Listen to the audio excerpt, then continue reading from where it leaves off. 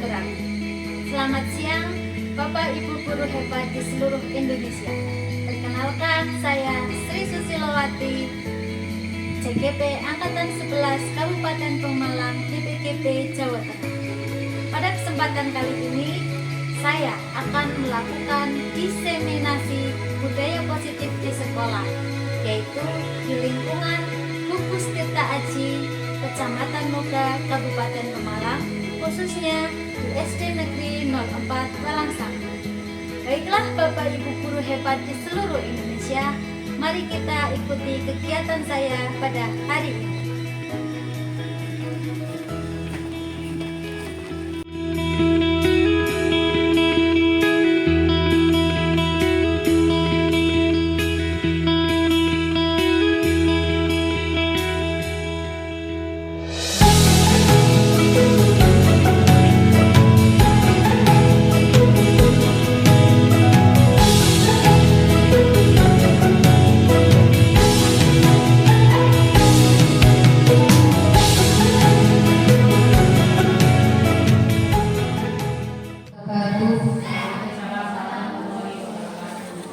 Bismillahirrahmanirrahim. Alhamdulillahilladzi an'ama bi ni'matil iman wal islam.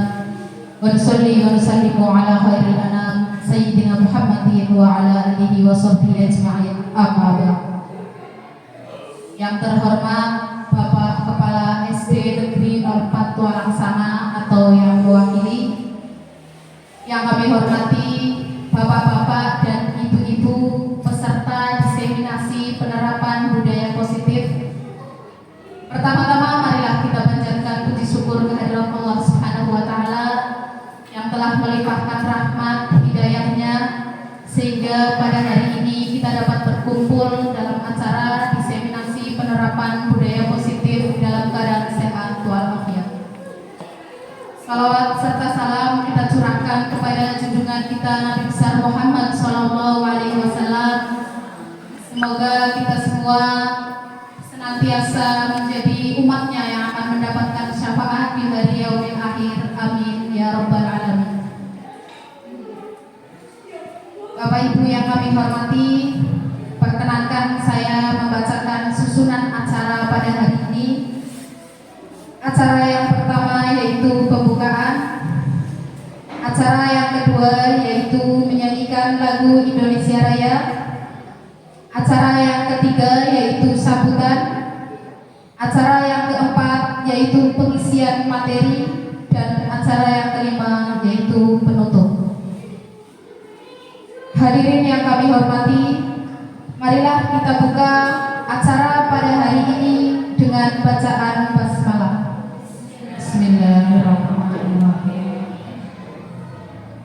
Acara yang kedua yaitu menyanyikan lagu Indonesia Raya yang akan dipimpin oleh Ibu Latifah.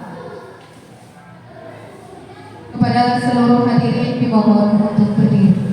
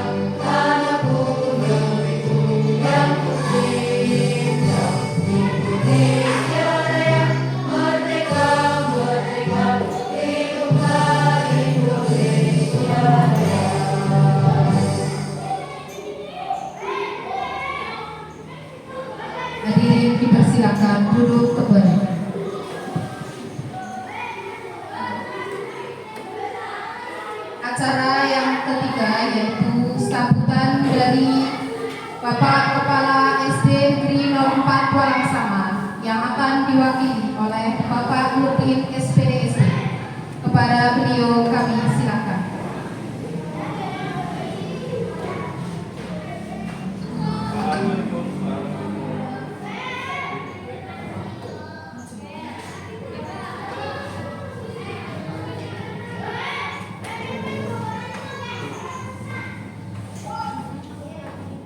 Assalamualaikum warahmatullahi wabarakatuh. Mari kita panjatkan puja dan syukur kehadirat Allah Subhanahu wa taala. Salam kepada kita Nabi Muhammad sallallahu alaihi wasallam yang kita mengharapkan syafaatnya di hari yaumul kiamat. Terima kasih kepada pembawa acara. Pada hari ini kita dapat dalam melaksanakan vaksinasi pada hari ini, kita semua dalam keadaan sehat walafiat. Terima kasih. Kedua, yaitu kita secara tidak sengaja kita mewakili Bapak kita izin pada hari ini karena ada kegiatan kita hari ini bersama-sama melaksanakan. Nah itu tadi ya, ketika posisi guru memposisikan dirinya sebagai teman. Nah selanjutnya Silawati, mudah-mudahan pada destinasi pada hari ini kita dapat melaksanakan dengan lancar, ya, dapat bermanfaat bagi kita semua yang mengikuti pada destinasi hari ini, pemanfaatan budaya positif pada pendidikan kita supaya semakin hari semakin lebih maju lagi dan sesuai dengan apa yang ada dalam filsafat dalam yang diajarkan oleh Ki Hajar Dewantoro. Kita semua akan mengikuti destinasi hari ini. Monggo semuanya kita mengucapkan terima kasih kepada Bapak Ibu semuanya yang pada hari ini berkesempatan dapat mengikuti kegiatan hari ini destinasi oleh Bu Sisi Susilowati, supaya dalam kegiatan ini kita lancar dan bermanfaat bagi kita dan bagi yang lain juga yang belum mengikuti CGP. Mudah-mudahan tahun ini atau tahun depan bisa mengikuti dan untuk demi kemajuan pendidikan yang ada di Indonesia ini. Ya.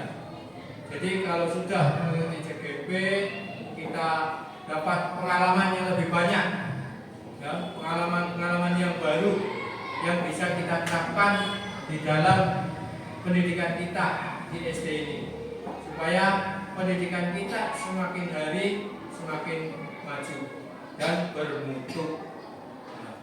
Kiranya itu saja yang kita bisa sampaikan, dan mari kita ikuti bersama-sama kegiatan destinasi pada hari ini, supaya tambah pengetahuan kita semua. Ya, mari kita semua ikuti.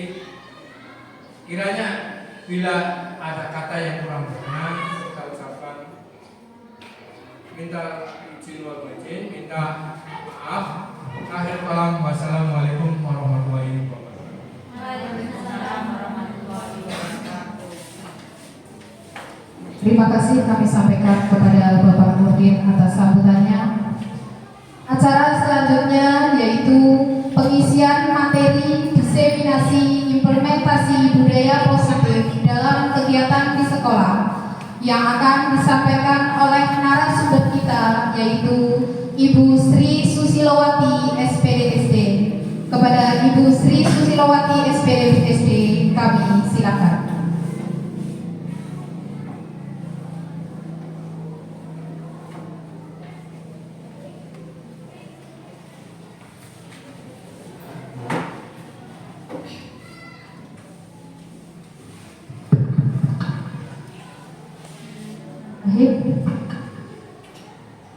Assalamualaikum warahmatullahi wabarakatuh.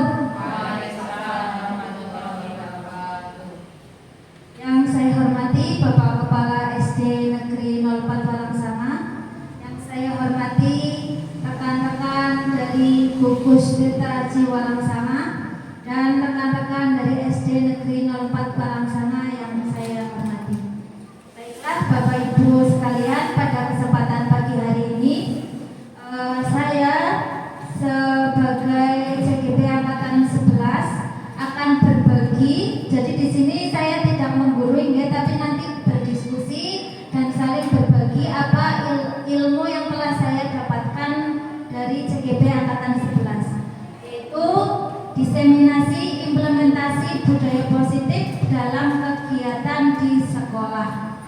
Nah, Bapak Ibu sekalian, biar nggak tegang, kita berdiri dulu, oke? Berdiri dulu, hadap-hadapan, berhadapan dengan saya. Kita senyum selama 30 detik ke depan-depan. Yuk Bapak Ibu, kita senyum.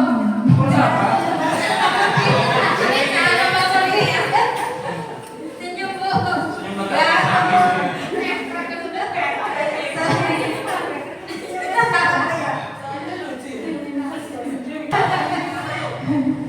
Kayak kira-kira 30 detik. Gimana perasaannya Ibu? Bahagia.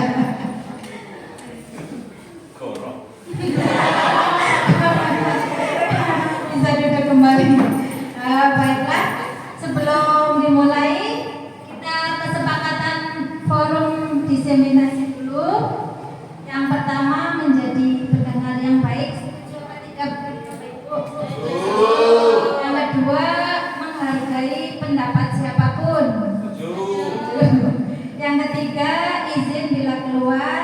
Yang keempat HP di silent. 5 boleh sambil makan atau minum. Semua peserta harus aktif. Ada tambahan lagi? Jaga kebersihan dan ketertiban, kita tambah lagi nanti ya. Baiklah, itulah kesepakatan kita pada siang hari ini. Tujuan kegiatan kita pada siang hari ini yaitu yang pertama, saya akan melakukan pengimbasan tentang materi budaya positif kepada rekan pendidik. Terus yang kedua, bersinergi dengan semua komponen untuk menciptakan budaya positif di lingkungan Gugus Tirta Aji, Desa Walangsana, Kecamatan Bogor. Karena budaya positif ini harus dilakukan secara berkolaborasi. Tanpa ada kolaborasi tidak akan berhasil. Harus ada kerjasama antara guru, peserta didik dan wali murid.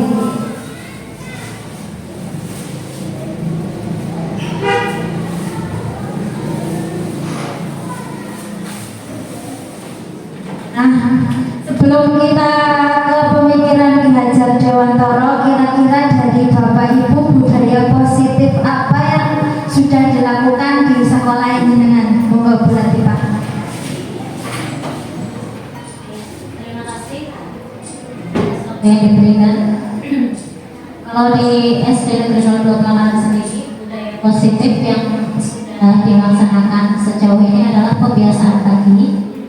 Itu kalau berdoa pasti ya berdoa sebelum dan sesudah pelajaran. Kemudian ada pembacaan Asmaul Husna. Kemudian ada kebiasaan pembacaan pendek. Kemudian kalian. Terus kalau budaya yang lain kegiatan Jumat bersih gitu.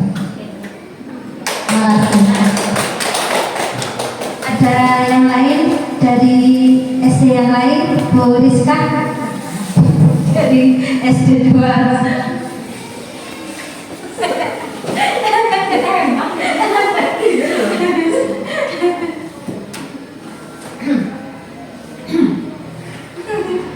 Terima kasih untuk waktunya. Kalau di SD 2 Walangsana mungkin tidak jauh beda dengan SD 2 Pelakaran ya. Mungkin tambahannya ada di setiap hari Kamis itu ada menyanyikan lagu nasional, jadi mengenalkan kepada anak-anak tentang lagu nasional, dan tambahannya senam pagi dia setiap hari Jumat. Oke.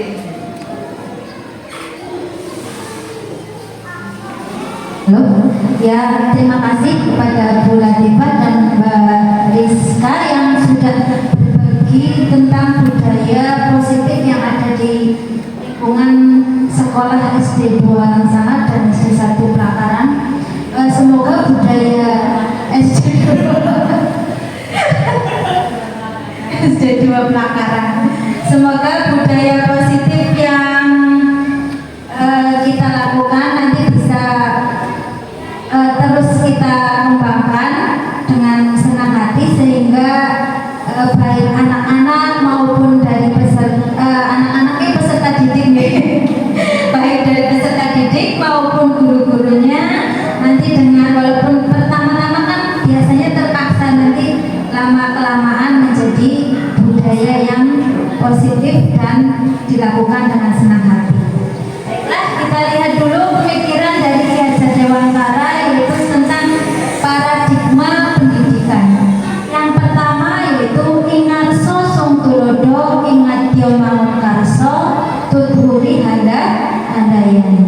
Di mana di sini ingarso sung tulodo itu seorang pendidik harus memberi contoh kepada murid-muridnya, baik dengan muridnya maupun di masyarakat maupun di lingkungan sekitar. Kita seorang guru harus menjadi contoh dan menjadi tauladan. Terus yang kedua, ingatio mangun karso, yaitu apa? Mendampingi anak didik kita. Terus yang ketiga, tuthuri handayani, yaitu mendorong peserta didik kita. Tugas kita sebagai peserta didik yaitu memotivasi anak-anak didik kita supaya mencapai apa yang dicita-citakan. Terus selanjutnya yaitu pendidikan yang holistik, meliputi olah rasio, olah rasa, olah jiwa, dan olah raga. Dalam jiwa yang sehat terdapat tubuh yang kuat. Kebalik ya, kebalik. Di dalam tubuh yang kuat terdapat jiwa yang sehat. Oh, berarti tidak ngantuk ini pesertanya. Terus menurut Ki Hajar Dewantara, pendidikan itu harus berpusat pada murid, memberi tuntunan segala kekuatan kodrat yang dimiliki anak agar ia mampu mencapai keselamatan dan kebahagiaan yang setinggi-tingginya. Jadi seorang guru itu harusnya kita menuntun, bukan menuntut.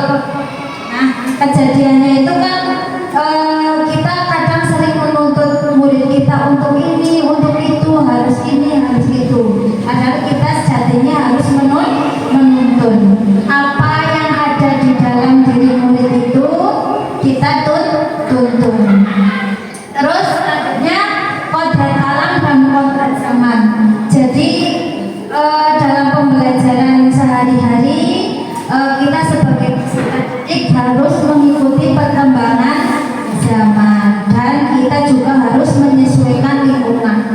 Kalau misalkan ini kurikulum merdeka harus pakai ini, harus pakai itu, tapi di sekolah kita belum ada, berarti kita memanfaatkan lingkungan yang sudah ada. Terus selanjutnya peran pendidik seperti seorang petani. Anak itu seperti biji tumbuhan yang disemai dan ditanam oleh petani di lahan yang telah disediakan. Ibaratnya murid-murid kita itu adalah tumbuhan dan kita adalah petaninya. Jadi kita harus merawat tumbuhan itu, harus disiram, terus harus dipupuk, maunya pakai pupuk urea atau pakai pupuk kompos biar hasilnya bagus. Mau disiram apa? Disiram air apa disiram pakai apa? Ini tergantung.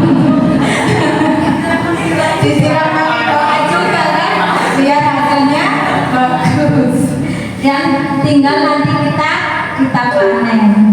Selanjutnya adalah pembelajaran yang berpusat pada murid agar dapat mengembangkan potensi kodrat yang mereka miliki. Jadi kebiasaan kita dari dulu itu kan teacher center ya, guru sebagai pusat. Nah, kalau sekarang itu harusnya murid, kita menggali potensi yang ada pada diri peserta didik. Apa sih yang dimiliki peserta didik? Misalkan mereka bisa, kadang kan ada yang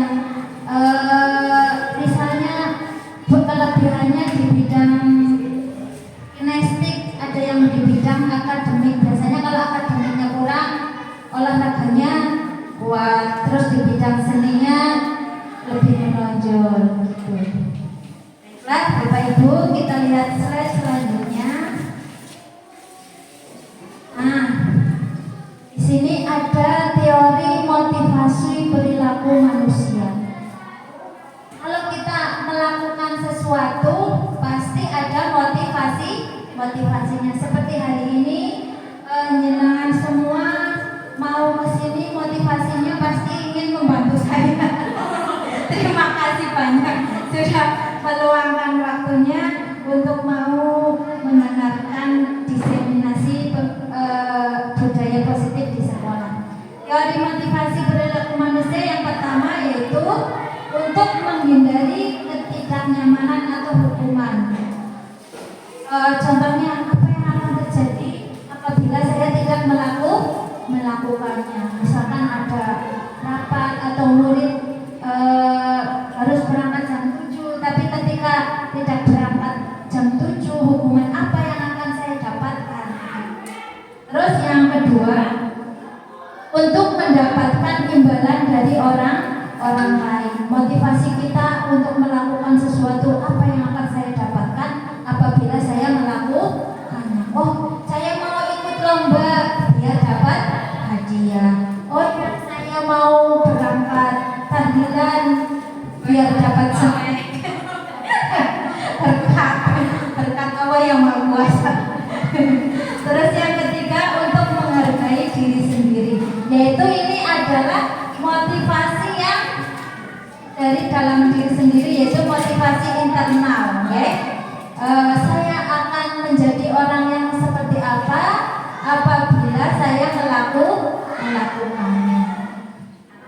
Jadi yang terkuat adalah motivasi dalam diri sendiri. Ketika ada motivasi yang lain, itu yang paling kuat adalah motivasi dari dalam sendiri. Nah, selain motivasi, kita sebagai manusia mempunyai kebutuhan dasar. Apa saja kebutuhan dasarnya, Pak Nendar? Kebutuhan dasar manusia yang jelas kasih sayang.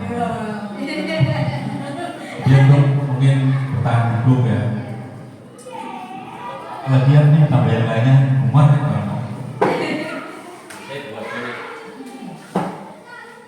Kebutuhan dasar manusia salah satunya adalah kebebasan dalam menyampaikan pendapat, kebebasan dalam kreasi, dan kebebasan bersosialisasi dengan masyarakat lain.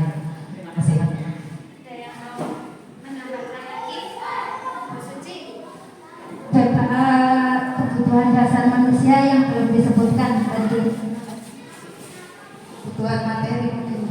Saya bisa masih kebutuhan.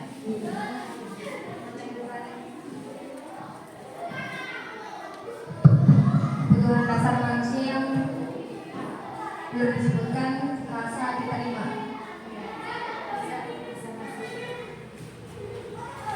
Semuanya betul ya. Kita sebagai manusia butuh kasih sayang, butuh kebebasan, butuh penguasaan, dan butuh kesenangan.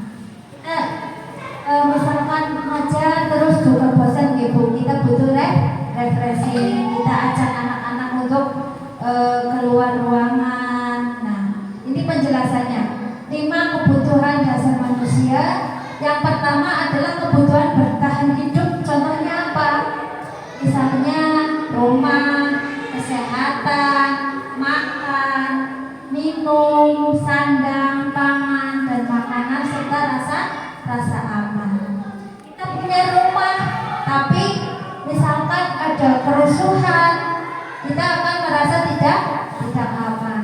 Kita punya rumah, tapi tidak punya makanan, apa yang terjadi? Kita akan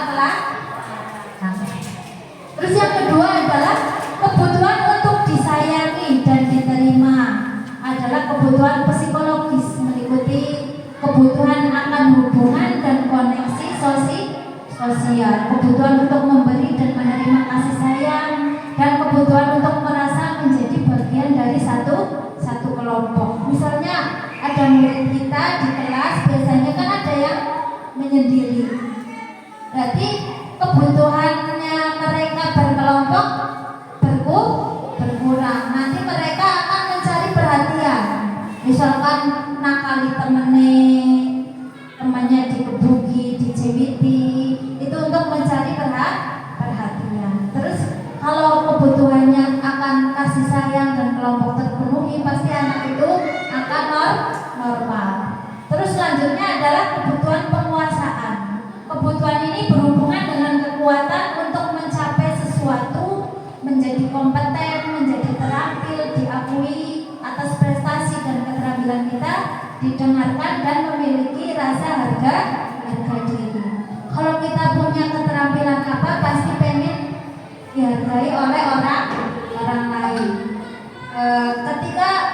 Tapi jangan sampai sekarang itu kan, misalkan ranking di kelas kita kan sekarang tidak ada. Terus selanjutnya kebutuhan untuk bebas adalah kebutuhan akan kemandirian, otonomi, memiliki pilihan dan mampu mengendalikan arah hidup seseorang.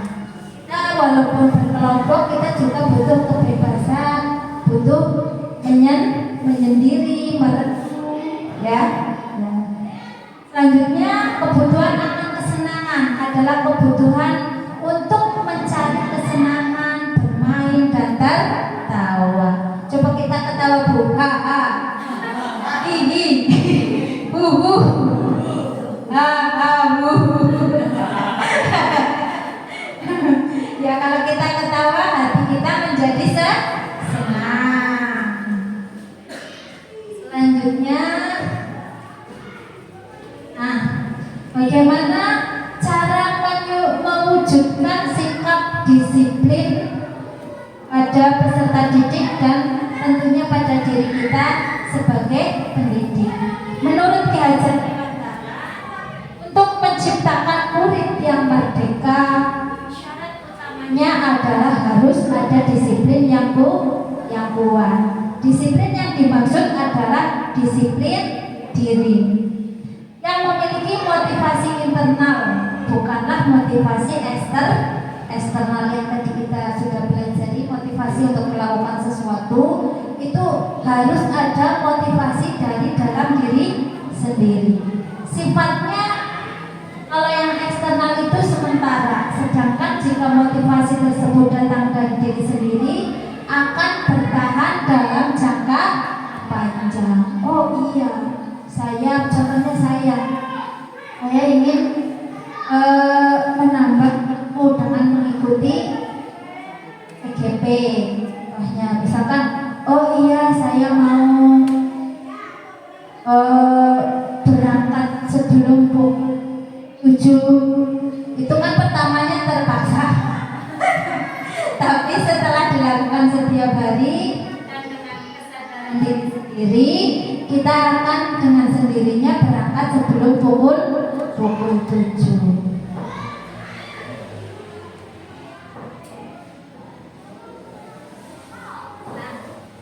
Baiklah Bapak Ibu, sekarang yaitu cara menerapkan disiplin. Penerapan disiplin di sekolah harus dilakukan melalui motivasi internal atau karena kesadaran. Motivasi internal lebih berjangka lama dan membuat murid karakternya makin kuat sesuai konsep Ki Hajar Dewantara tentang disiplin diri. Sebab hanya diri sendiri yang mampu mengontrol diri sendiri, bukan orang lain. Artinya siswa sendirilah yang menginginkan dirinya menaati peraturan sesuai dengan keyakinan sekolah dan kelas. Contohnya setiap hari Senin harus pakai seragam merah putih, pakai sepatu, terus melakukan upacara bendera. Apabila dilakukan dari dalam diri sendiri, motivasi pagi-pagi sudah berjejer di lapangan untuk mengikuti upacara. Terus sebelum pembelajaran langsung berdoa karena itu motivasi dari dalam diri sendiri, nggak usah disuruh, sudah melakukannya sendiri.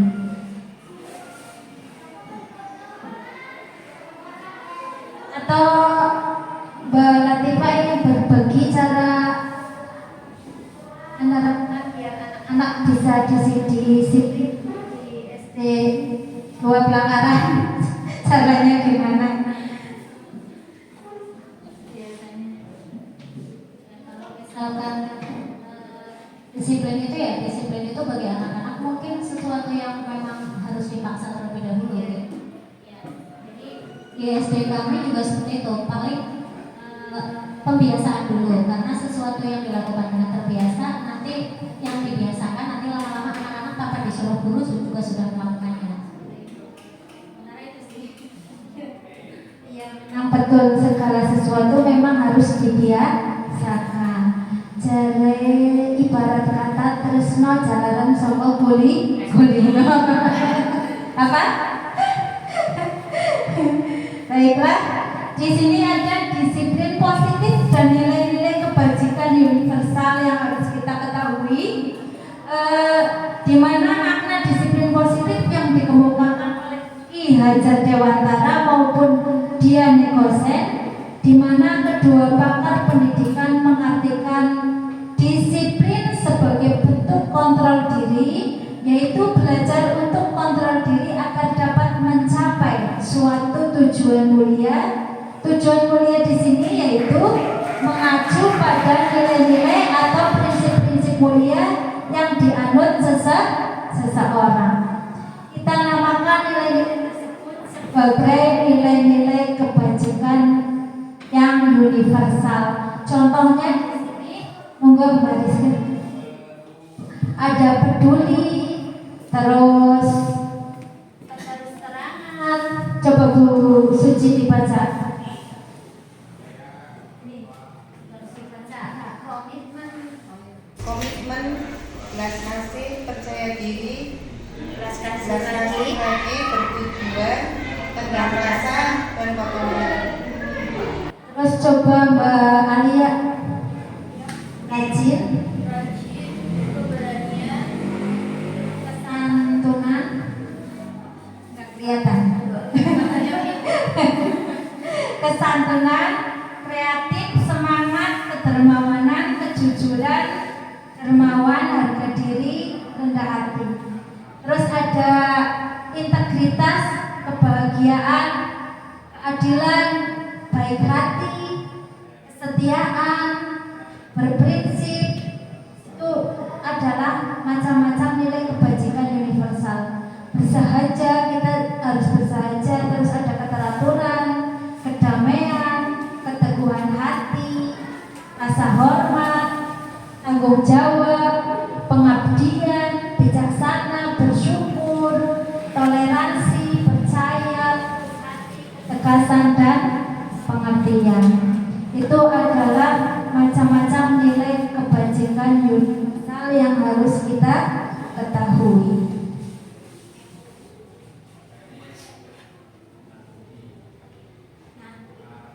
Bapak Ibu, yang perlu kita ketahui, kadang miskonsepsi teori kontrol.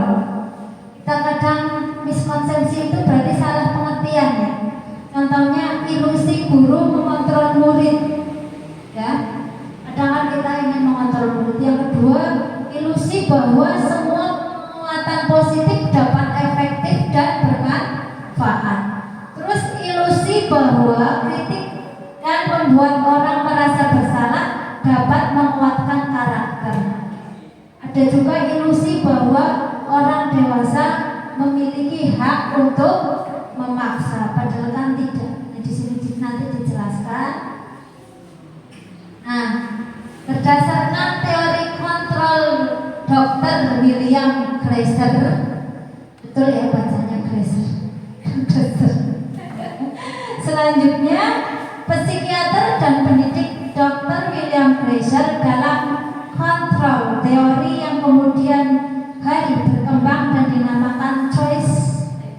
teori, meluruskan beberapa miskonsepsi tentang makna kontrol. Yang pertama, ilusi guru mengontrol murid.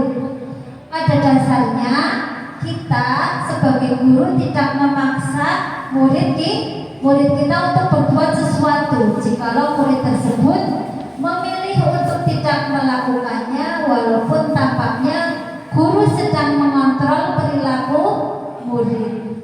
Hal demikian terjadi karena murid sedang mengizinkan dirinya dikontrol. Saat itu, bentuk kontrol guru menjadi kebutuhan dasar yang dipilih murid tersebut. Teori kontrol menyatakan bahwa semua perilaku memiliki tujuan terhadap perilaku yang tidak disukai. Terus ilusi bahwa semua penguasaan positif efektif dan bermanfaat, sebetulnya tidak.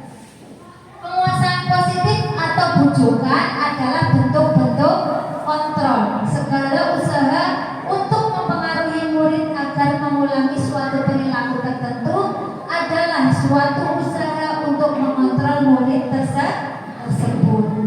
Dalam jangka waktu tertentu, kemungkinan murid tersebut akan menyadarinya dan mencoba untuk menolak bujukan kita, atau bisa jadi murid tersebut menjadi tergantung pada pendapat sang guru untuk berusaha. Coba Mbak Zi, ini dibaca yang ketiga, ilustrasi. Ilusi bahwa ini buat orang merasa bersalah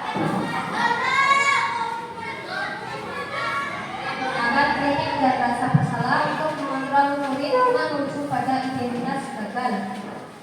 Mereka belajar untuk merasa buruk tentang diri mereka. Mereka mengembangkan dialog diri yang negatif. Kadang kata sulit bagi guru untuk mengidentifikasi bahwa mereka sedang melakukan perilaku ini, karena seringkali guru cukup menggunakan suara halus untuk menyampaikan pesan negatif. Terima kasih, kita kasih aplaus dulu untuk kita semua. Monggo Mbak Mulia. Tepuk hebat. Hebat, hebat. Hebat, hebat. Hebat.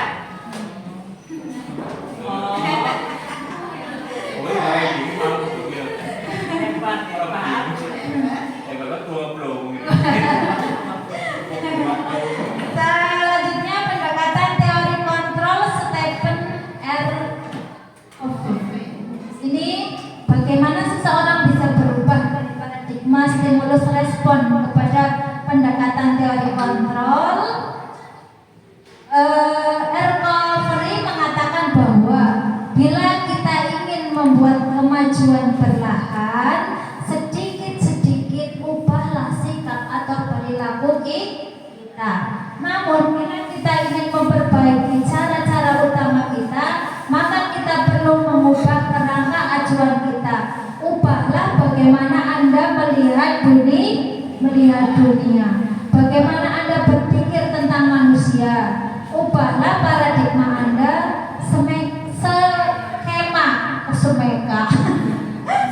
pemahaman dan penjelasan aspek-aspek tertentu tentang realitas. Nah, di sini ada stimulus respon dan teori kontrol yang harus kita ketahui. Stimulus respon mengatakan realita atau kebutuhan kita sama, tapi kita harus mengontrol pikiran kita. Realita atau kebutuhan kita berbeda. Stimulus respon mengatakan, oh, semua orang melihat hal yang sama. Nah, teori kontrol mengatakan setiap orang memiliki gambaran berbeda. Contohnya, jangan lihat ke sini, pasti bacanya ada yang baca sana, ada yang baca sini. Terus respon mengatakan kita mencoba mengubah orang agar berpandangan sama dengan kita. Mungkin apa tidak? Kita berusaha memahami bahwa pandangan orang lain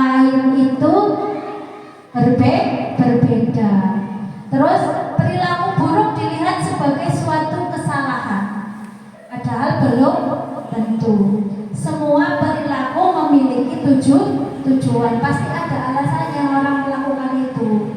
Tidak serta-merta misalkan ada, kan kadang ada maling ayam, terus tiba-tiba dihukum, ternyata dia kelaparan.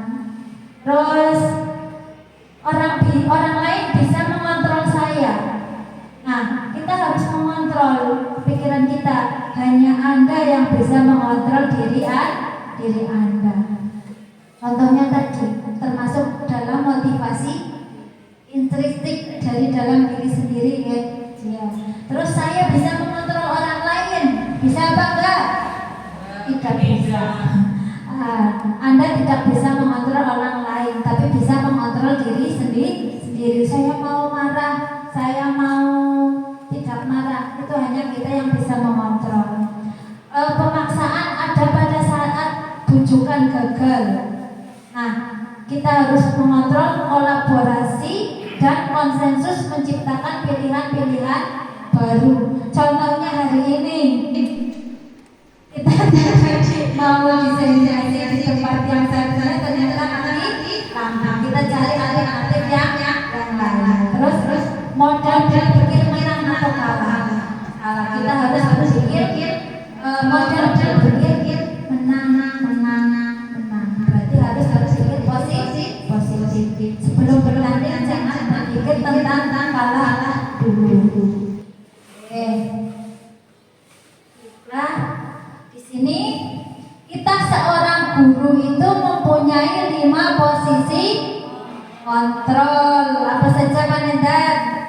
5 posisi kontrol seorang guru. Yang pertama, Penghukum, membuat rasa bersalah, teman, pemantau, dan manajer. nah ya betul. Kita lihat contohnya kalau kita sebagai penghukum.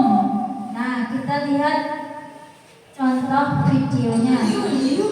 Contoh kita kalau sebagai posisi penghukum.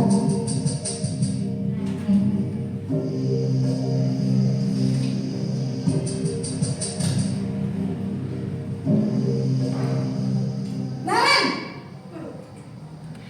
sini kamu. Selamat pagi, Bu. Selalu terlambat. Kamu deh, pasti terlambat. Maaf, Bu. Saya Apa? Apa coba? Alasan kamu apa lagi? Kapan sih kamu tidak terlambat? Malas sekali ya kamu jadi anak. saya Dasar pemalas. Gak kapok-kapok sih kamu. Sudah berapa kali terlambat? Sana, kamu keliling lapangan basket 2 kali. kenapa saya harus keliling lapangan basket, Bu? Kenapa? Kamu melawan ibu. Berani-beraninya jawab. Sudah terlambat, masih berani jawab pula. Sekarang, keliling lapangan basket 5 kali sekalian. Biar kapok. Cepat. Pergi sana ke lapangan basket.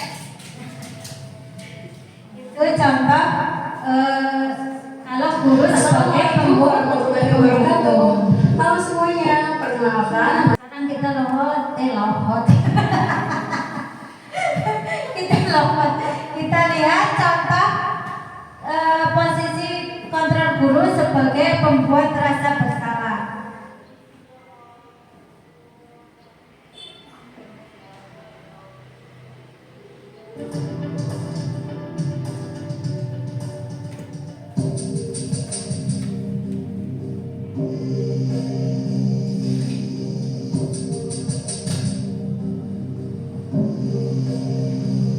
Naren,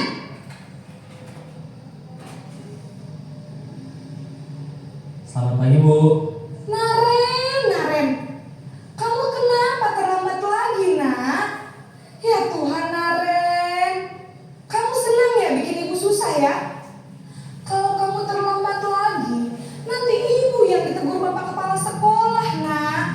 Disangka ibu tidak bisa membina kamu. Duh, gimana ini? Maaf, Bu. Duh Gusti Naren, kamu suka ya kalau ibu ditegur bapak kepala sekolah?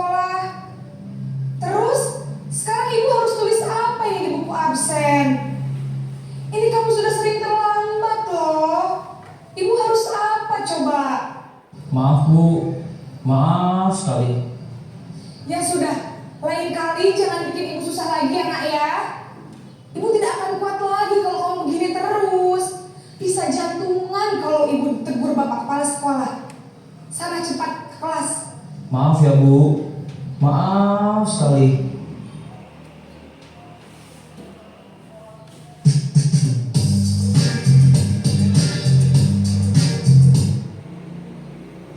Nah itu tadi kontrol guru membuat rasa bersalah. Jadi nanti murid kita lihat lagi dulu. Sekarang kita lihat posisi kita sebagai teman.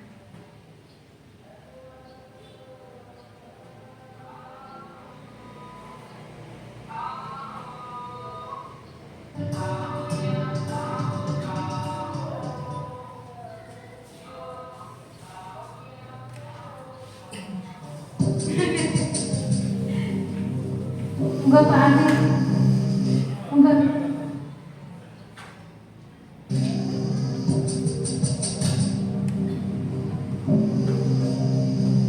Naren!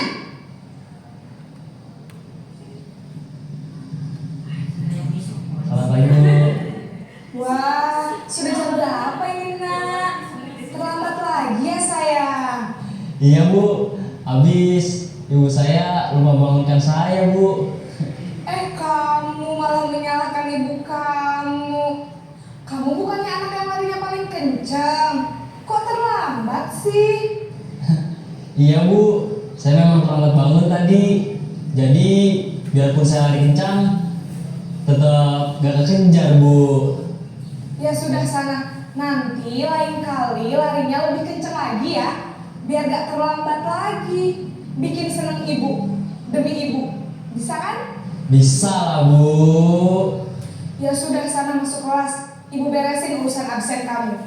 Kamu ini ada-ada saja. Bisa terlihat bedanya Bu Ibu?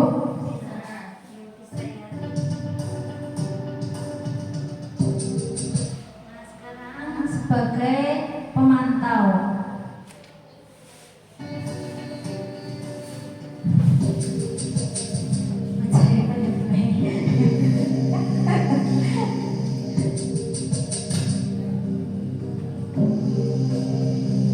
Naren!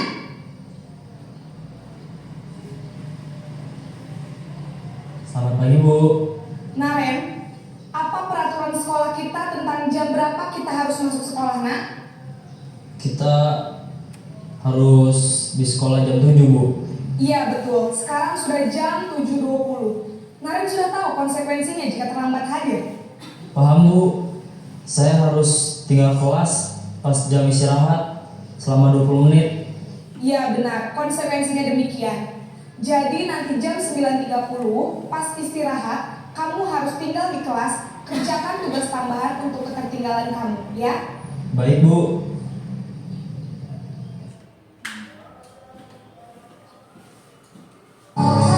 Selanjutnya yaitu ini patut dikontrol kalau guru menjadi seorang manajer. Nah, posisi kita sebagai manajer.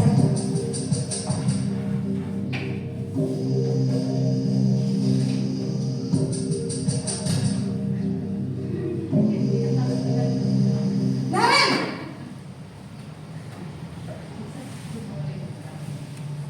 Selamat pagi Bu. Selamat pagi Naren. Maaf Bu, saya terlambat. Iya, sekolah masuknya jam 7, sekarang sudah jam 7.20. Jadi sekarang bagaimana ini Naren? Maaf Bu, saya lupa setel alarm saya semalam. Baiklah, menurut kamu, keyakinan sekolah yang mana yang perlu kamu tingkatkan? Menghargai diri sendiri dan orang lain mungkin ya Bu. Setuju. Jadi, apakah Naren meyakini prinsip saling menghormati tersebut? Iya Bu, saya meyakininya. Apakah Naren bersedia memperbaiki masalah keterlambatan ini? Bersedia Bu. Bagaimana kamu akan perbaiki masalah keterlambatan ini? Saya akan coba untuk tidak lupa menyetel alarm saya Bu. Baik, kalau Naren lupa menyetel alarm di rumah, ada orang yang kira-kira bisa bantu mengingatkan tidak? Ada Bu, kakak saya. Kak Ema. Ada lagi selain Kak Ema? Selain Kak Ema, ada ibu saya. Baik, jadi yang mengingatkan Naren adalah Kak Ema dan ibu kamu ya. Kira-kira akan mulai setel alarm kapan nih Naren? Setelah pulang sekolah, akan segera saya lakukan. Baik, jadi Naren akan setel alarm untuk bangun besok pagi dan akan diingatkan oleh kakak dan ibunda Naren ya.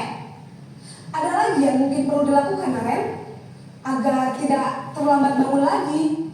Tidak ada, Bu. Baik Naren, terima kasih untuk kerjasama kamu. Sekarang kamu perlu kembali ke kelas untuk belajar. Baik, Bu. Terima kasih.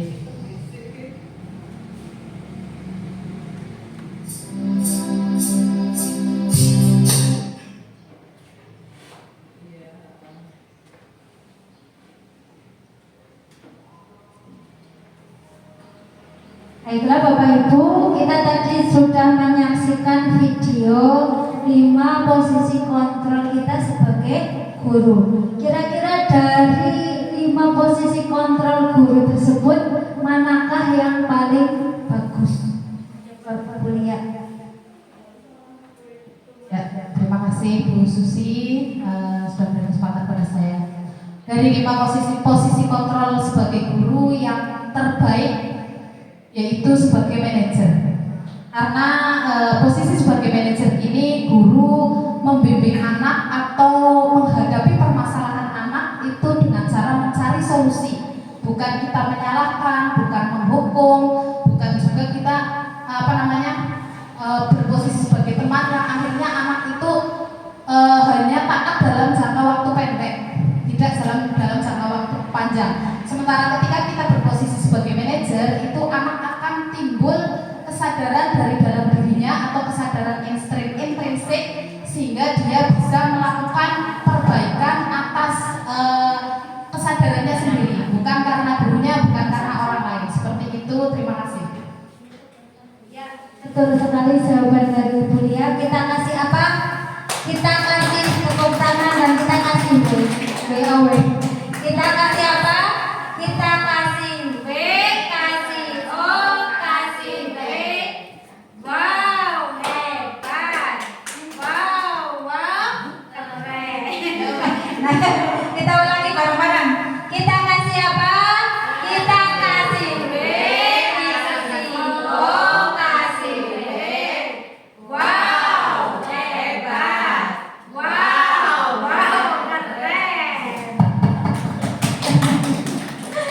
Nah, ketika kita di posisi penghukum, nanti hasilnya anak akan menjadi pendendam. Bisa-bisa kita dihadang di jalan, bisa-bisa motornya dikempesi karena setelah dimarah-marahi.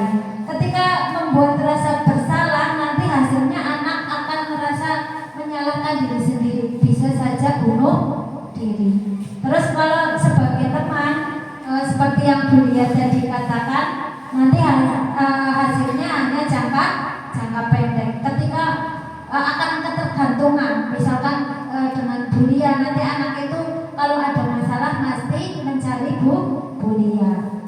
Terus ketika sebagai pemantau, posisi pemantau itu berdasarkan peraturan-peraturan dan konsekuensi. Jadi misalkan anak melakukan kesalahan, dia akan melakukan konsekuensinya. Baiklah Bapak Ibu, kita lanjut lagi.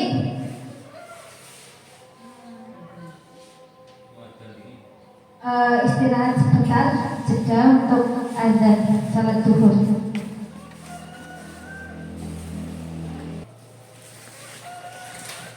Baiklah Bapak Ibu sekalian, kita lanjut lagi.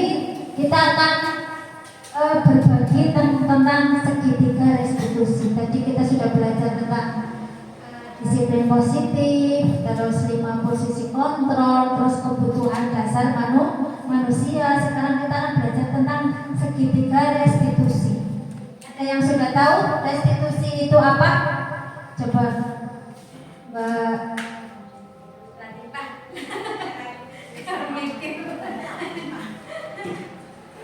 Udah ada tulisannya. Restitusi adalah upaya mendisiplinkan murid tapi dengan cara murid sendiri yang bil iman. Ya, maksudnya di sini adalah mendisiplinkan murid bukan dengan guru yang memberikan solusi, tetapi murid itu sendiri yang nanti akan menemukan solusinya. Seperti itu kurang lebih. Keren sekali. Di sini ada gambar segitiga, namanya juga segitiga restitusi.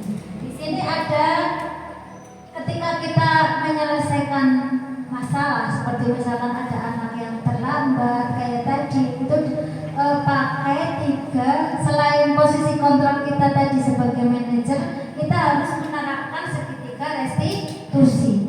Saat menangani masalah kita harus menanyakan validasi tindakan yang salah. Contohnya, kamu tentu punya alasan mengapa kamu melakukan itu kan? Kenapa tadi mereka terlambat, alasannya apa? Terus adakah cara yang lebih efektif untuk mendapatkan apa yang kamu butuhkan? Tadi kan misalkan Naren terlambat karena kesiangan, tidak ada yang membangunkan, makanya pakai alarm. Terus kita harus menanyakan keyakinan, diyakinkan lagi salahnya apa, keyakinan kelas apa yang telah disepakati. Terus kamu ingin menjadi orang yang seperti apa. Terus kita juga harus menstabilkan identitas. Contohnya, setiap orang pasti pernah melakukan kesalahan, jadi tidak boleh langsung menuduh. Baiklah Maren, semua orang pasti punya kesalahan, seperti halnya Bu Guru juga punya kesalahan. Terus kita ngomong, kamu bukan satu-satunya yang pernah melakukan ini, teman-teman kamu juga sudah pernah melakukannya. Sekarang apa yang harus dilakukan biar tidak terlambat lagi? Di sini ada penjelasannya. Sama dengan tadi ya kurang lebihnya.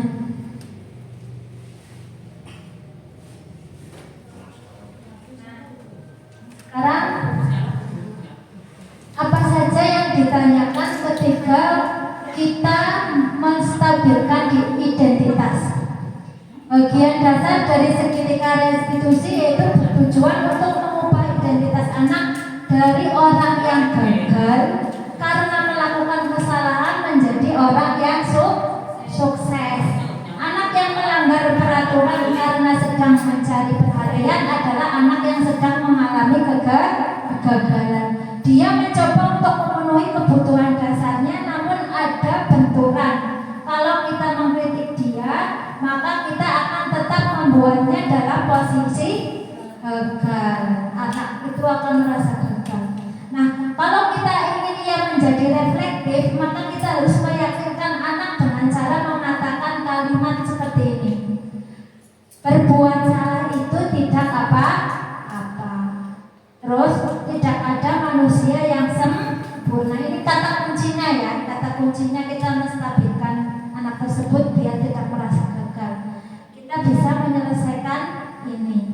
Terus Bapak atau Ibu tidak tertarik mencari siapa yang salah, tapi Bapak Ibu guru ingin mencari solusi atas permasalahan ini. Jadi intinya tidak menyalahkan ya, tidak menyalahkan murid, tapi mencari solusi bersama apa yang harus dilakukan. Nah, terus kata kunci apa yang harus kita ketahui saat kita memvalidasi tindakan yang salah? Nah, kalau kita tolak anak yang berbuat salah, dia akan tetap menjadi bagian dari masalah. Namun, bila kita memahami alasannya melakukan sesuatu, maka dia akan merasa dipahami. Para guru yang telah menerapkan strategi ini mengatakan bahwa anak-anak yang tadinya tidak terjangkau menjadi terbuka pada mereka. Strategi ini menguntungkan bagi murid dan guru karena guru akan berada dalam posisi siswa, dan karena itu akan memiliki perspektif yang berbeda. Menurut teori kontrol, semua tindakan manusia baik atau buruk pasti memiliki maksud atau tujuan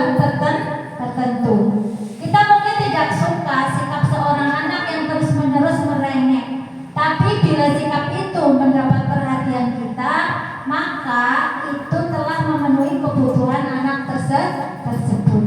Kalimat-kalimat di bawah ini mungkin terdengar asing buat guru, namun bila dikatakan dengan nada tanpa menghakimi akan memvalidasi kebutuhan mereka.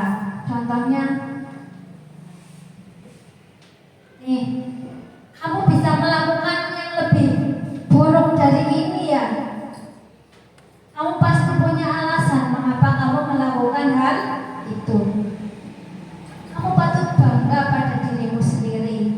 Terus, kamu boleh mempertahankan sikapmu, tapi kamu harus menambahkan sikap-sikap yang baru. Misalkan hari Senin tidak pakai topi.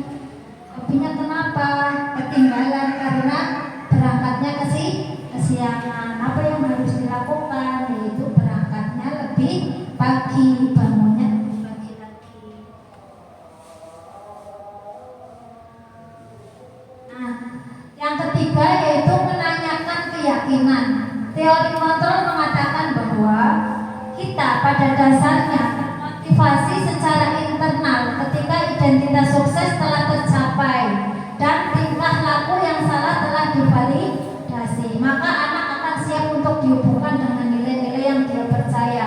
Pertanyaan-pertanyaan di bawah ini menghubungkan keyakinan anak dengan keyakinan kelas atau keyakinan keluarga.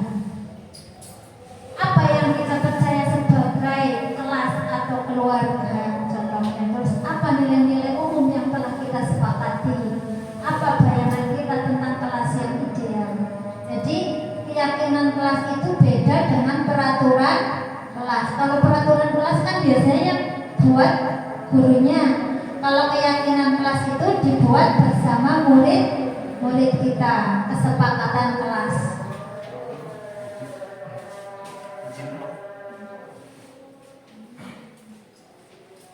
Nah, ini adalah keyakinan kelas. Mengapa tidak peraturan saja? Mengapa harus keyakinan kelas? Mengapa kita memiliki peraturan harus menggunakan helm bila mengendarai kendaraan roda 2? Karena untuk keamanan. Mengapa kita memiliki peraturan membuang sampah di tempatnya? Mengapa kita memiliki peraturan harus datang tepat waktu pada saat mengikuti pelatihan? Nah, untuk mendukung motivasi intrinsik, kembalikan ke nilai-nilai atau keyakinan karena akan lebih menggerakkan seseorang dibandingkan mengikuti serangkaian peraturan. Ketika keyakinan itu dibuat oleh diri sendiri, maka kita akan dengan sendirinya dengan sukarela melakukannya. Semangat ya Ibu. Sebentar lagi. Apa kita tepuk semangat dulu? Boleh, ayo kita berdiri.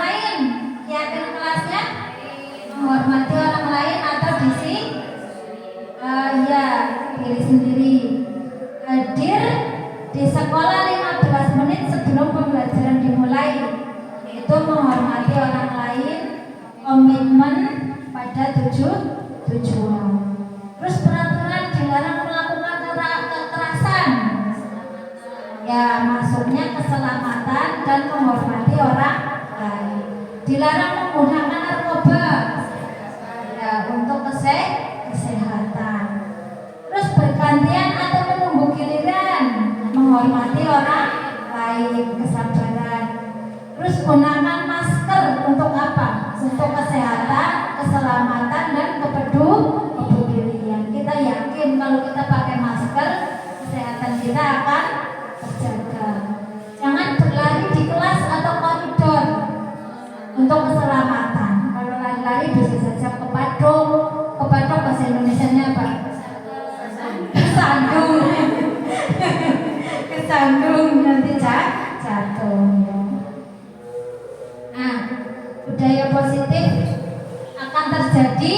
Jika lingkungannya positif, ada keyakinan kelas dan ada peraturan kelas. Nah, ini contoh kesepakatan kelas ya. Contohnya ini kesepakatan kelas. Datang tepat waktu, mengucapkan salam, menjaga kebersihan sekolah, berdoa sebelum dan sesudah kegiatan, terus aktif dalam pembelajaran, terus tertib. Nah, ini kesepakatan kelas juga. Kami guru dan murid yang saling menyayangi, kami murid yang semangat belajar, kami murid yang peduli dengan teman. Keyakinan atau kesepakatan kelas ini dibikin di kertas atau di papan, terus ditempel di dinding kelas masing-masing. Boleh berbeda dari ini, tergantung kesepakatan antara murid dan guru. Kita juga ada segitiga atau yang berbentuk huruf Y. Tampak seperti atau tidak tampak seperti, datang tepat waktu, tidak tampak seperti, sering hadir terlambat. Kayak kebalikan ya. Mengapa teman dan guru setiap hari, menyapa teman dan guru setiap hari, tak acuh kepada teman dan guru. Tampak seperti mengembalikan barang teman yang telah dipinjam dan mengucapkan terima kasih. Tidak tampak seperti tidak mengembalikan barang yang telah dipinjam dan meletakkan sembarangan. Nah, terdengar satu orang berbicara, yuk saya bantu, kita bisa selesaikan ini bersama.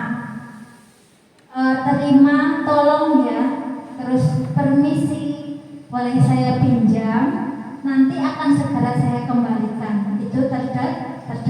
Terus kalau terlihatnya seperti apa?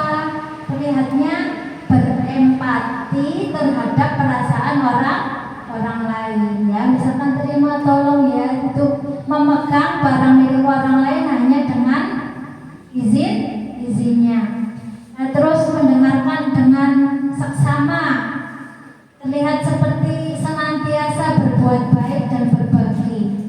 Perilakunya tersenyum ramah, memberikan salam hormat, berjabat tangan, namaste itu apa? Salam India. India. Meletakkan tangan di dada. Ini ya. Kalau orang Jepang kayak gini terus nggak selesai. Terus memberikan ruang bekerja, postur tubuh yang baiklah, kita lanjut lagi. Kita kuis. Tadi kan kita sudah belajar apa itu hukuman, apa itu konsekuensi. Kita nanti ada, misalkan lari 100 kali mengelilingi lapangan, itu masuknya hukuman atau konsekuensi. Ya.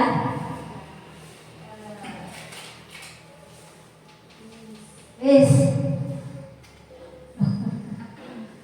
Sebuah kesalahan.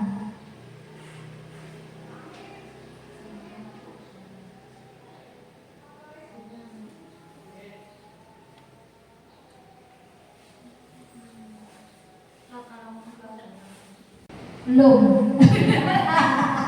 Ini contoh nomor 1. Mencatat 100 kali di dalam buku kalimat saya tidak akan terlambat lagi karena terlambat ke sekolah. Hukuman atau konsekuensi, Pak? Hukuman. Hukuman yang lain? Hukuman. Kita simpen dulu jawabannya. Terus yang kedua, lari mengelilingi lapangan basket 2 kali karena terlambat hadir di sekolah. Kira-kira hukuman apa konsekuensi? Hukuman apa konsekuensi? Terus yang ketiga, murid diminta untuk push up 15 kali karena tidak menggunakan masker ke sekolah. Terus 4, menggantikan kertas tugas teman yang telah dicoret-coret. Terus membersihkan tumpahan air di meja tulis karena tersenggol pada saat belajar. Meminta murid tidak mengenakan sepatu seharian di sekolah karena tidak mengenakan sepatu hitam.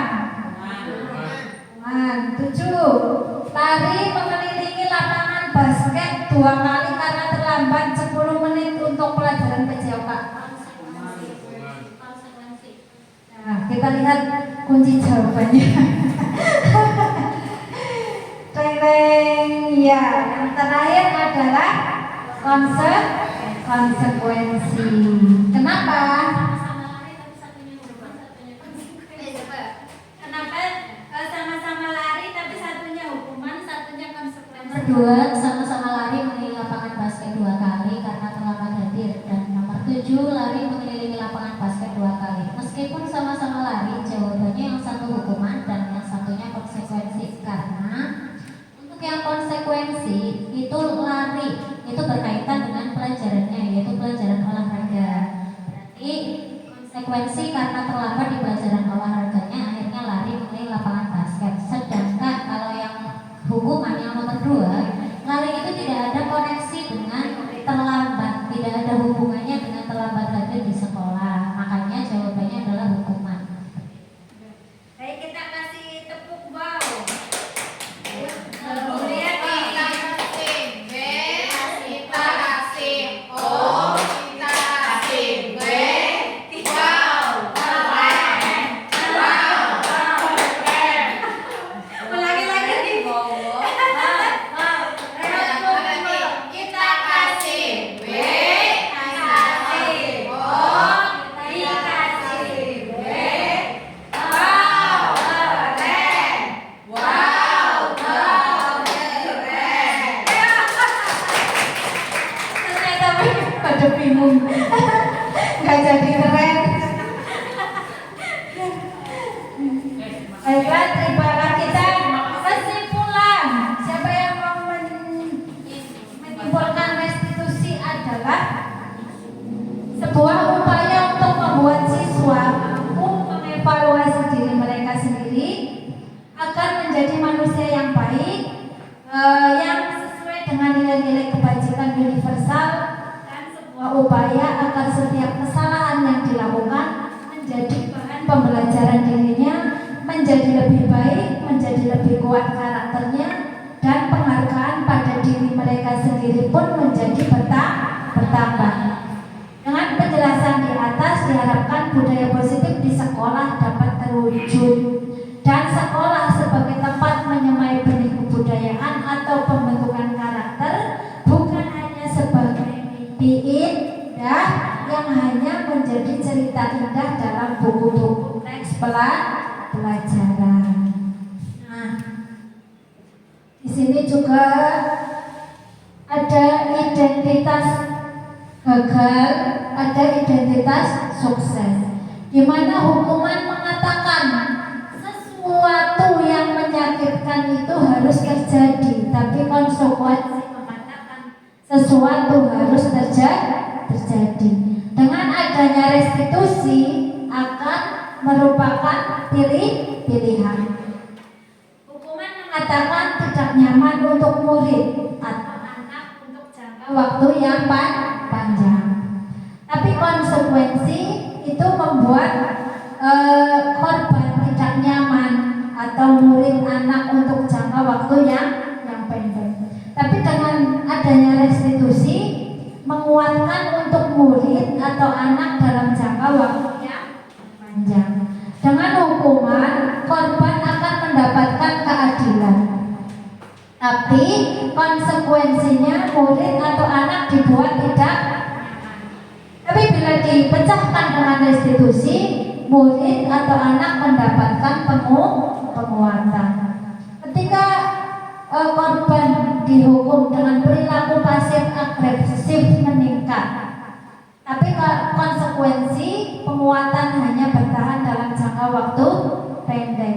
Dengan restitusi masalah akan terpecahkan.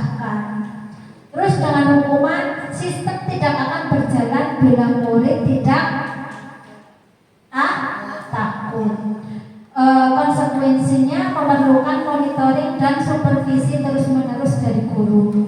Dengan restitusi, murid akan belajar bertanggung jawab untuk perilakunya. Karena tadi kan kalau restitusi pemecahan masalah. Oke.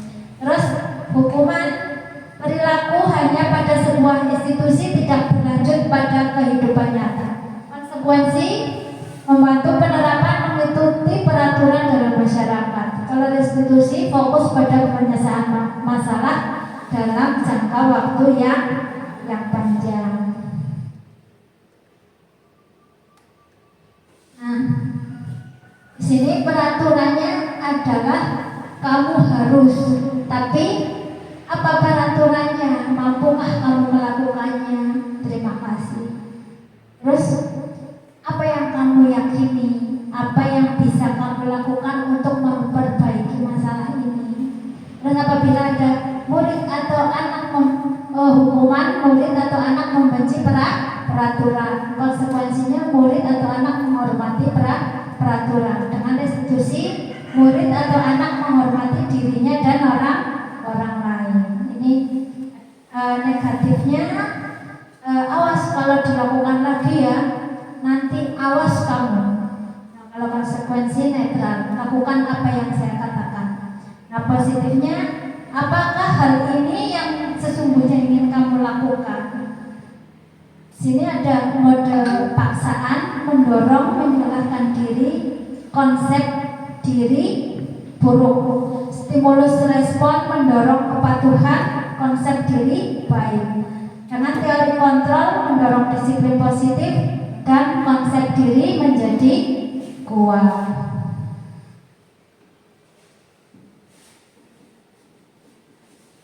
Di sini tadi ada identitas gagal dan identitas sukses. Murid atau anak belajar menyembunyikan kesalahan, konsekuensinya murid atau anak belajar taat peraturan. Dengan restitusi, murid atau anak belajar memecahkan masalah. Dengan hukuman, mencoba mengontrol anak dengan penguatan negatif, membayar atau impas kesalahan. Konsekuensinya mencoba mengontrol anak dengan penguatan positif. Restitusi, anak paham bahwa dirinya sendiri yang pegang kendali kontrol. Dan hukuman, dampak pada murid-muridnya akan marah, merasa bersalah, rendah diri, dan mengasingkan diri. Tapi konsekuensinya kehilangan hak, waktu jeda seorang diri, dan penahanan. Dengan restitusi, murid atau anak tidak kehilangan waktu, namun bersemangat untuk memperbaiki diri.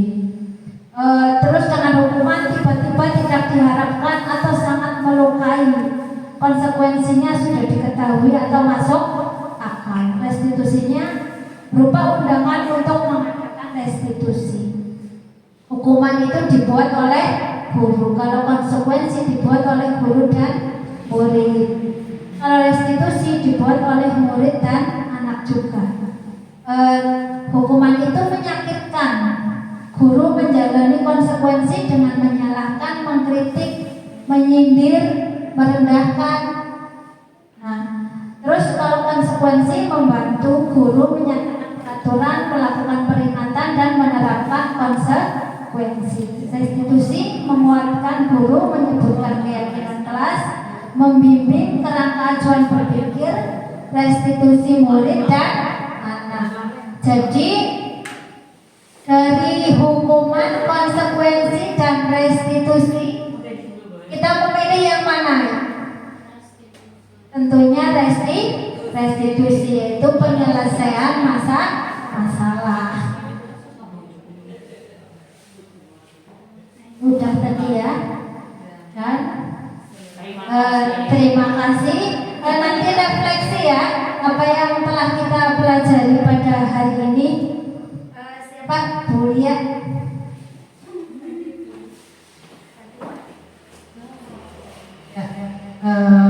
Refleksi dari kegiatan diseminasi hari ini. Yang pertama, perasaan saya dulu. Saya merasa senang sekali hari ini karena mendapatkan banyak ilmu tentang disiplin positif atau budaya positif yang harus kita terapkan di sekolah. Kemudian yang kedua, setelah mendapat materi ini kita jadi menyadari bahwa ternyata selama ini kita posisinya seringkali sebagai penghukum kepada anak. Jadi kita sering sekali membuat sebuah konsekuensi berupa hukuman. Dan ternyata yang paling baik itu harusnya untuk menciptakan budaya positif. Salah satunya kita harus menjadi seorang manajer dalam menghadapi permasalahan anak. Kemudian kita juga tak jadi tahu ada teori kontrol, ada segitiga restitusi, ada 5 kebutuhan dasar manusia yang kesemuanya itu harus kita terapkan di sekolah agar sekolah itu menjadi sekolah yang mempunyai budaya yang positif. Dan untuk mengimplementasikan hal itu kita harus berkolaborasi dengan teman guru, dengan orang tua, dengan murid, itu semuanya harus bersinergi agar tercipta budaya yang positif. Terima kasih. Kurang lebihnya.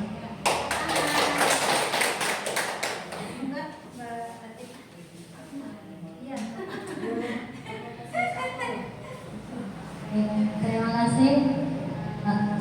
Untuk refleksi kali ini dari pemaparan yang tadi dipaparkan oleh Bu Susi, terima kasih banyak. Kami menjadi tercerahkan tentang disiplin positif.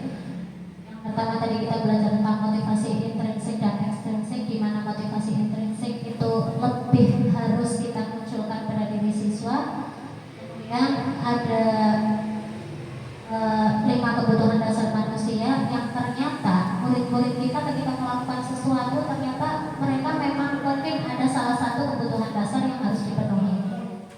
Jadi ketika ada siswa yang melakukan sesuatu, mungkin kita harus tanya alasannya terlebih dahulu agar kita tidak langsung melabeli murid. Kadang kita langsung melabeli murid bahwa murid tersebut adalah murid yang bandel atau nakal seperti itu. Kemudian yang ketiga ada yang paling menampar bagi saya ini tentu saja, yaitu tentang 5 posisi kontrol guru, di mana kami sebagai guru, saya terutama saya pribadi itu menjadi guru belum bisa menjadi seorang guru dalam posisi manajer. Saya rasa saya masih perlu banyak belajar untuk menerapkan hal tersebut gitu, karena ternyata dari 5 posisi kontrol guru itu yang memang memunculkan motivasi intrinsik pada siswa itu hanya posisi manajer. Yang lain itu dari posisi penghukum, posisi pembuat rasa bersalah, posisi teman, dan posisi pemantau, itu semuanya hanya memunculkan motivasi intrinsik. Motivasi eksternal yang hanya memunculkan motivasi internal itu hanya dari posisi manajer seperti itu. Ini kurang lebih seperti itu sih Bu Susi. Terima kasih banyak atas materinya, terima kasih atas pencerahannya. Terima kasih kepada Mbak Bulia dan Bu Latifah. Barangkali Bu Ruman mau refleksi, Bu Rizka, yang kita pelajari pada hari ini. Seingatnya saja. Oke, baiklah.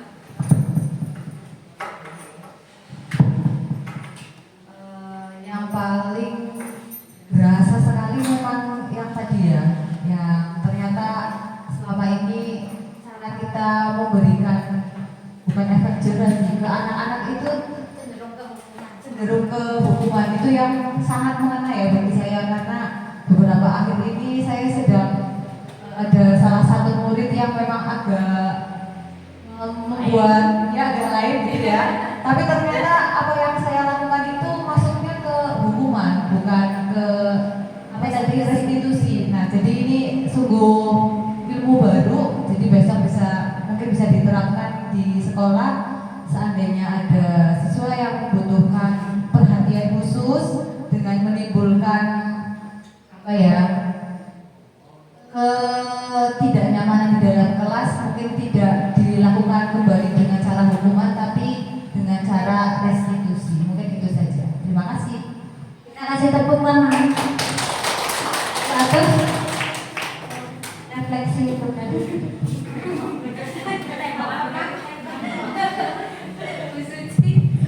Ya, terima kasih. Setelah Bu Susi memberikan materi ini, saya itu sangat luar biasa karena termasuk hal baru bagi saya. Terutama yang tadi motivasi ya, yang tadi hukuman dan yang lain-lain. Itu sama seperti Mbak Rizka, mungkin saya juga termasuk guru yang penghukum.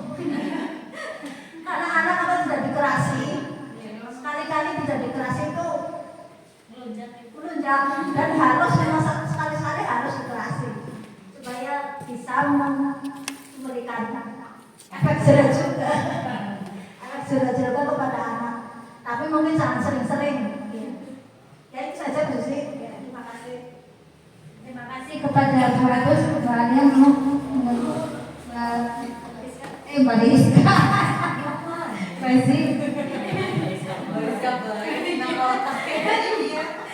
jujur memberikan benar membuka pikiran ya, apalagi buat saya yang baru mengajar. Saya menempatkan diri sebagai teman Bu, tapi efek jerahnya itu anak jadi menyepelekan ya. Mungkin efek positifnya itu anak bisa lebih terbuka, tapi dampak buruknya dia menyepelekan dan ketergantungan ya sama guru. Cici barangkali mau refleksi. Terima kasih kepada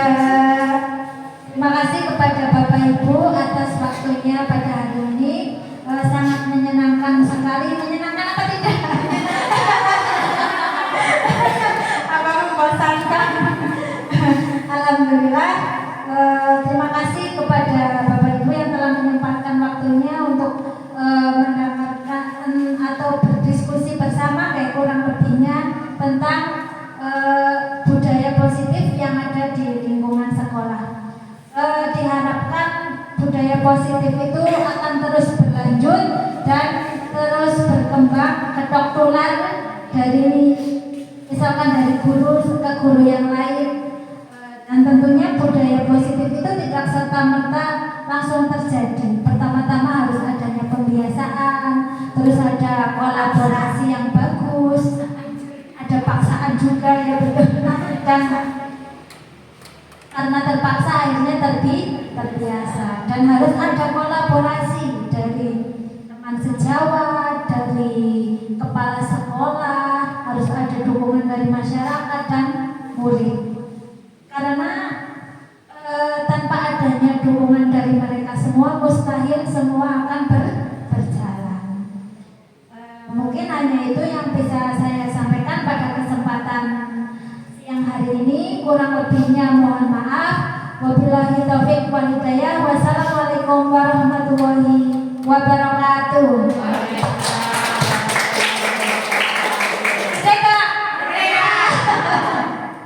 Kita foto bersama dulu nih. Ya, foto dari sana ya. Oke, HP-nya kamu aja, nggak usah dimatiin. Oh iya, betul.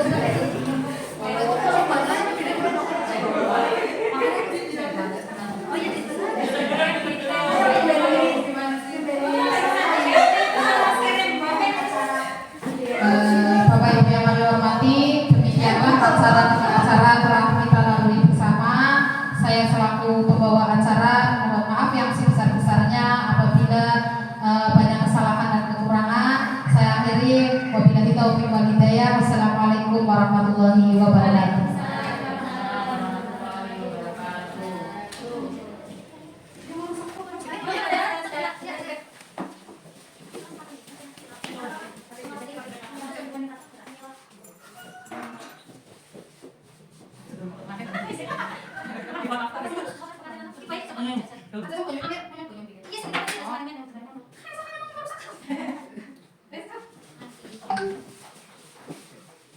Satu dua tiga, satu dua tiga, oke, satu dua tiga, satu dua tiga, oke.